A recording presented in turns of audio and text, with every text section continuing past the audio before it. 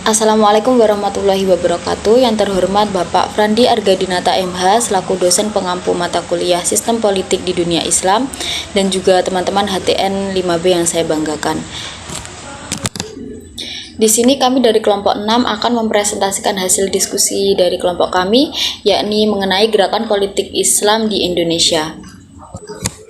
Sebelumnya saya akan memperkenalkan anggota dari kelompok 6, yakni yang pertama ada Patricia Bella Oktaviani, kemudian Nabila Zainifa Zulfa, Nila Fitri Yulianti, Sylvi Salma, Mudliatul Fitriah, dan juga Nadinda Putri Dewi. Baik, bagi teman-teman yang bertugas untuk menyampaikan materi, waktu dan tempat saya persilahkan. Indonesia merupakan negara multikultural dengan berbagai keragaman seperti suku, ras, bahasa, dan juga agama. Keberagaman dalam beragama merupakan sebuah kenyataan yang tidak dapat dihindari, sehingga setiap umat beragama mempunyai kewajiban untuk mengakui sekaligus menghormati agama lain tanpa membeda-bedakan. Konsep Tri Kerukunan Umat Beragama di Indonesia pada tahun 1970 yang berisikan kerukunan internal umat beragama, kerukunan antar umat beragama, dan kerukunan antar umat beragama dengan pemerintah, yang bertujuan agar masyarakat Indonesia dapat hidup dalam kebersamaan sekalipun dalam perbedaan. Terciptanya kerukunan itu akan lebih memantapkan stabilitas nasional dan memperkokoh persatuan dan kesatuan bangsa. Berbagai kebijakan dilakukan oleh pemerintah agar tidak terjadi saling mengganggu umat beragama lainnya. Semaksimal mungkin menghindari kecenderungan konflik karena perbedaan agama. Karena itu ada 4 pilar pokok yang sudah disepakati bersama oleh seluruh rakyat Indonesia sebagai nilai-nilai perekat bangsa, yaitu Pancasila, Undang-Undang Dasar 1945, Negara Kesatuan Republik Indonesia, dan juga Bhinneka Tunggal Ika. Gerakan politik Islam di Indonesia. 1. Gerakan politik Islam Orde Lama. Setelah mengeluarkan Degres Soekarno yang sudah terobsesi untuk menjadi penguasa mutlak di Indonesia, memaksa pembubaran Partai Masyumi pada 17 Agustus 1960.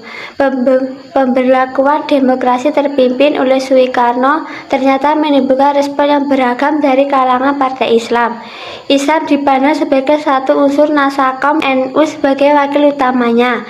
Partai-partai Islam yang lain dalam menghadapi berbagai isu politik lebih banyak meniru gaya NU sebagai kekuatan Islam terbesar saat itu. 2. Gerakan politik Islam Orde Baru. Islam pada masa Orde Baru adalah hubungan antara Islam dengan pemerintah Indonesia pada era kepemimpinan Soeharto. Islam pada masa Orde Baru berlangsung selama 32 tahun sesuai dengan periode Orde Baru, tepatnya sejak 1966 hingga 1998. Islam pada masa Orde Baru terbagi menjadi 3 periode, yakni 1. Periode 1966 sampai 1977, konsolidasi 2 kekuatan. 2. Periode 1977 sampai 1985, fragmentasi dan reformulasi. 3. Periode 1985-1988, pola integrasi simbiosis. Terima kasih untuk pemateri yang sebelumnya. Selanjutnya adalah materi tentang gerakan politik Islam era reformasi. Era reformasi adalah lahirnya iklim keterbukaan dan demokrasi. Proses demokratisasi ini telah mendapati dirinya berhadapan dengan ancaman yang serius berupa konflik etnis dan agama. Tentang negara Islam, sebagaimana diungkapkan oleh Salahuddin yang dikutip oleh Syamsul Arifin, bahwa negara Islam dan jihad hanyalah 2 doktrin di antara sekian doktrin lainnya yang dipegang teguh oleh organisasi garis keras dan disebarkan kepada pihak luar, baik secara individu maupun kelembagaan. Selain kedua doktrin tersebut, masih ada doktrin lainnya seperti A. Pertama, jihad fisabilillah. B. Kedua, jihad fardu ain. C. Ketiga, terorisme. D. Keempat adalah tauhid hakimiyah. Selanjutnya, kiprah ulama dalam kehidupan masyarakat di Indonesia. Kiprah ulama ini teraktualisasi sepanjang dalam historis Islam, meskipun corak dan kapasitasnya tidak serta-merta antara satu waktu dengan waktu lainnya dan antara satu tempat dengan tempat lainnya. Hanya peran ulama ini terjadi pasang surut sesuai dengan struktur sosial dan politik yang mengalami perubahan dengan pada masa penjajahan di mana ulama ini menjadi simbol perlawanan terhadap kolonialisme sehingga peran mereka cukup besar sejak awal kemerdekaan. Peran ulama ini mengalami pengurangan dan semakin berkurang pada masa Orde Baru. Penyusutan ini merupakan konsekuensi logis dari munculnya negara nasionalis yang tidak menjadikan agama sebagai dasar negara, serta adanya kebijakan deportisasi Islam yang dianut pemerintah Orde Baru sehingga legitimasi agama hanya dibutuhkan untuk hal-hal yang mendasar saja. Di samping itu, perubahan sosial dengan semakin tingkat tinggi pendidikan umat serta tingkat spesialisasi pada semua aspek kehidupan menjadikan peran ulama ini menjadi sempit.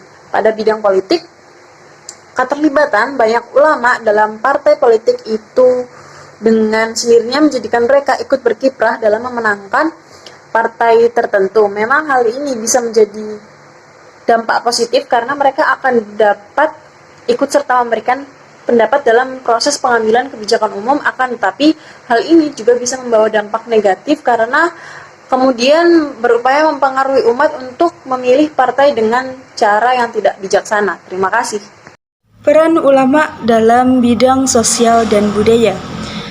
Dalam bidang sosial dan budaya, peran ulama masih cukup besar meskipun terjadi kecenderungan menurun dibanding masa sebelumnya.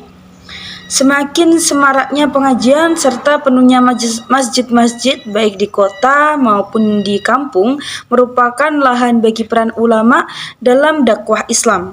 Peran ulama juga masih dimintai fatwa tenung sebagai solusi dari berbagai persoalan hidup manusia dan masyarakat.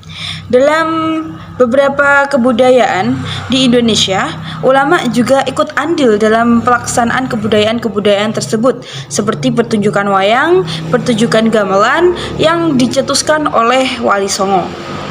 Tidak hanya itu, kiprah ulama dalam kemerdekaan Indonesia juga sangat banyak. Semakin semangat menjaga tanah air yang menjadi virus positif dalam melakukan langkah awal perlawanan terhadap penjajah yang tidak berperi kemanusiaan di tanah air bangsa Indonesia.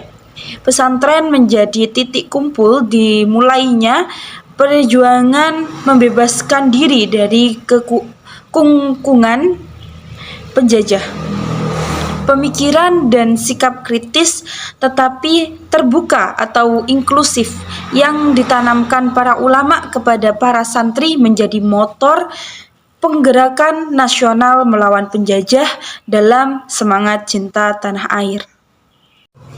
Dalam bidang ekonomi, berdasarkan perkembangan ilmu pengetahuan dan teknologi, adanya tuntutan pemenuhan kebutuhan di kehidupan yang semakin banyak, sebagian besar ulama menyadari bahwa untuk menghadapi persaingan yang semakin keras dalam mendapatkan pekerjaan perlu pemberian bekal anak didik dengan pengetahuan dan keterampilan yang terkait dengan dunia pekerjaan. Sebagaimana telah disinggung di atas, sebagian besar mereka menyadari perlunya keterlibatan mereka dalam upaya peningkatan kesejahteraan ekonomi umat yang sebagian besar masih berpendapatan rendah. Sebagaimana contohnya yang pertama yaitu Islam Nusantara dan nasionalisme. Sudah tidak menjadi rahasia umum lagi bahwa konsep Islam Nusantara merupakan karakteristik Wali Songo dalam membumikan Islam di Kepulauan Nusantara.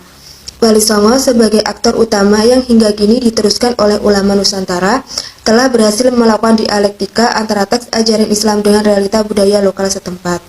Yang kedua yaitu pesantren mengambil alih basis perlawanan. Sejak Maret tahun 1602, pada saat Belanda mendirikan Serikat Dagang VOC, yang mana kiprah kerajaan tersebut tidak bisa berlangsung lama. Namun dengan kegagalan tersebut menimbulkan Belanda yang malah mencurigai adanya pesantren sebagai tempat dalam mendukung dan melakukan pembentukan unitas kemasyarakatan, juga menjadi tempat penanaman para kader dan pemimpin agama. Yang ketiga yaitu ulama garda depan. Semenjak kolonial masuk pada akhir abad 16, sebagai besar wilayah Nusantara telah memeluk Islam berkat prestasi Wali Songo dengan metode dakwah yang persuasif. Inilah rangkaian bukti sejarah kiprah Nusantara yang diwariskan oleh Wali Songo, lalu diteruskan ikut serta menyumbangkan kekuatan untuk meraih kemerdekaan atas pengaruh kolonialisme selama berabad-abad yang mendiami bumi Nusantara ini. Baik, mungkin itu saja yang dapat kelompok kami sampaikan. Jika ada kurang lebihnya, saya selaku moderator meminta maaf yang sebesar-besarnya. Akhirul kalam, wassalamualaikum warahmatullahi wabarakatuh.